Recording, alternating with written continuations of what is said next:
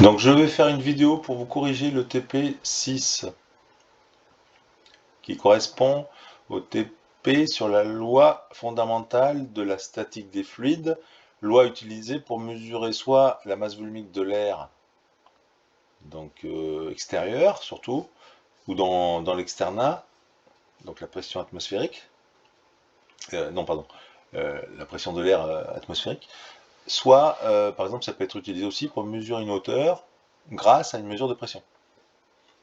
Donc je vous rappelle que cette loi, c'est celle-ci. PB moins PA égale ρGH.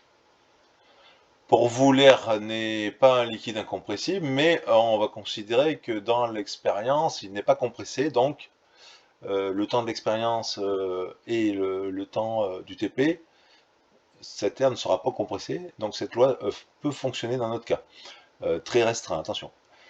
Donc du coup, si on a cette loi-là, on voit qu'ici, en mesurant une pression PB moins PA, deux pressions plutôt, on peut, et en mesurant une hauteur, on peut remonter à une valeur de masse volumique, hein, ρ. ρ qui est la masse volumique de l'air. Alors les unités, je vous rappelle, pascal pour la pression, kg par mètre cube pour la masse volumique, 9,80 c'est la valeur de l'accélération de la pesanteur en mètres par seconde, moins 2, ok, ou kilogramme newton par kilogramme. En fait, c'est deux unités homogènes, hein. L'une ou l'autre sont les mêmes. Et la hauteur, ou plutôt la dénivellation en mètres. La dénivellation, c'est la différence d'altitude entre deux points. ZB, ici, pardon, ZA moins ZB. Donc H ici, c'est ZA moins ZB. Enfin, ce qu'il faut savoir, c'est que ces pressions PB et PA, donc sont deux pressions à deux points d'altitude différentes, et qui font que si, par exemple, si on prend 0 le niveau de la mer et qu'on monte, on monte dans l'atmosphère, par exemple, si on va de la mer à Guéret et de Guéret à la montagne, on va monter en altitude, la pression va baisser. Donc la pression en altitude à la montagne sera moins grande que la pression, par exemple, à Guéret, qui elle-même sera moins grande que la pression au bord de la mer. Ok? Donc ça c'est à savoir. La relation ici est à savoir par cœur, hein, avec les unités. Alors si on l'applique, cette relation, on peut par exemple trouver la masse volumique, donc ρ. Si on extrait la ρ, on passe GH à gauche, on se trouve avec ρ d'un côté, PB moins PA de l'autre, et si on passe GH de l'autre côté, ça fait divisé par GH. Donc on obtient cette relation-là, où donc on voit que si on veut ρ, il faut mesurer PB, PA, avoir G, donc 9,80, et mesurer la hauteur, une hauteur. Alors, vous pouvez par exemple aller à l'externat, vous allez tout en bas de l'externat, mais là où il y a le labo d'optique, c'est-à-dire là vous rentrez par ici, au niveau de la porte, vous descendez les escaliers, vous allez tout en bas, vous prenez la pression avec votre téléphone tout en bas, vous le posez par terre, donc avec Fifox, vous remontez tout en haut au dernier étage, au niveau de la bibliothèque et de la physique. Donc évidemment, vous ne quittez pas l'escalier, vous restez dans l'escalier, vous posez votre portable tout au sol. Donc vous avez deux pressions en A et en B, et avec un laser mètre, parce que vous êtes tout seul, vous pointez avec un laser le bas de l'étage, tout en bas, et vous avez un petit point qui apparaît tout en bas, que vous verrez, et qui, lorsque vous appuyez sur le bouton, va vous mettre la hauteur ici. On va vous donner la hauteur qui est environ 8, 9, 10, 11 mètres, je ne sais pas. Ça n'est pas 1 mètre, ça n'est pas 100 mètres, c'est voilà, autour de 10 mètres. Exactement, je ne sais pas, c'est à vous de mesurer, au centimètre près, même au millimètre près d'ailleurs, je crois. Et donc vous avez cette hauteur qui doit être exprimée en mètres, hein, je vous rappelle. PB et PA en pascal. Votre téléphone vous donne des hectopascals, hein, lui. Certainement, il vous donnera des hectopascals, même avec des virgules, 78,6 ou 67, je ne sais pas. Et donc, des hectopascals, il faudra les mettre en pascal, hein, fois 100. Fois 100, parce qu'un hectopascal, c'est 100 pascal. D'accord? Donc, on fait hectopascal pour avoir des pascals fois 100. On remplace les deux valeurs en B et en A dans la relation. On remplace H et on trouve ρ en kg par mètre cube. Et on doit avoir environ 1,2 ou 1,3, ou un peu plus ou un peu moins, évidemment, hein, c'est pas très précis. Mais par contre, si vous avez 0,6 ou 0,7 ou 3 ou 2,5, non, il y a un souci. Hein. Donc par contre, vous ne serez pas autorisé à retourner 2 fois pour corriger vos erreurs. Partez une fois et vous revenez, vous repartez plus. Donc attention à bien faire vos mesures.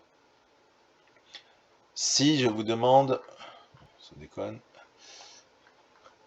si je vous demande ensuite une deuxième possibilité d'utiliser cette relation, c'est de mesurer la hauteur grâce à une mesure de pression.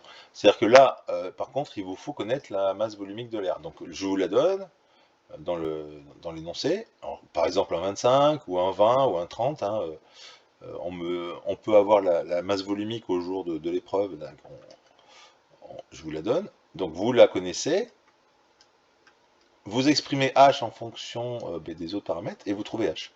Donc ce H, c'est PB moins PA sur ρg. Évidemment, ça vient toujours de la même relation. Donc cette hauteur-là que vous mesurez expérimentale, donc elle n'est pas mesurée directement, elle est mesurée par une mesure de pression. Donc on mesure les deux pressions comme tout à l'heure, de la même façon, sauf que là on ne mesure pas de hauteur. Et on calcule la hauteur avec cette relation, et on peut la comparer, on peut s'amuser à la comparer à une hauteur qui a été mesurée avec un laser mètre, par exemple.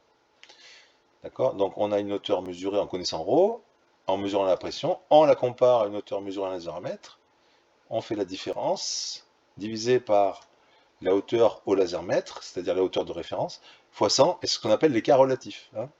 L'écart relatif, donc c'est, je redis, c'est la différence entre les deux mesures de hauteur, l'expérimentale et la théorique qu'on vous donne, ou que vous avez mesuré avec le laser mètre. Donc celle-ci, c'est celle expérimentale, c'est celle-ci. Pardon.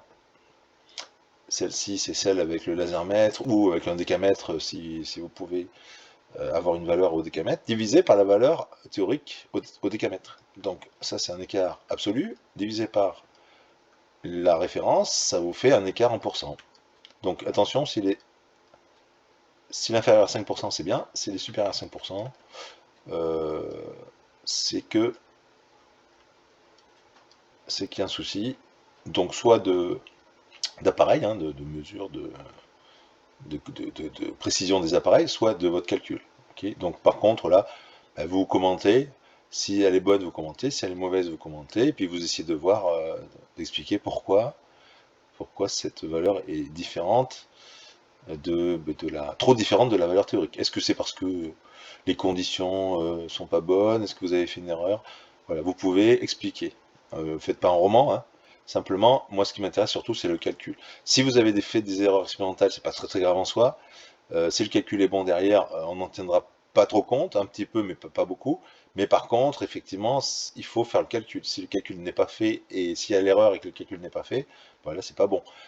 Donc essayez de vous entraîner à revoir tous ces calculs-là, à vous fixer, je sais pas, des valeurs de pression, des valeurs de ρ, de G, prendre une valeur différente des deux, calculer l'écart. Par exemple, prenez, je sais pas moi, 10,1 mètres ou 10,15 mètres et 10,25 mètres. Voilà, vous faites la différence, ça fait 0,1 mètre. Et si vous considérez que c'est celle-ci la théorique et celle-ci l'expérimentale, et ça fait 0,1 mètre, la différence là, divisé par la théorique, c'est 10,25 fois 100. Donc si vous voyez que ça c'est inférieur à 5%, c'est bon. Si c'est supérieur à 5%, c'est qu'il y a un souci dans les calculs. Pas ici, mais le jour de l'évaluation, voilà. Est-ce qu'il y a un écart de plus ou moins 5%? Voilà, donc bon courage, et à tout de suite pour une autre vidéo sur le TP5.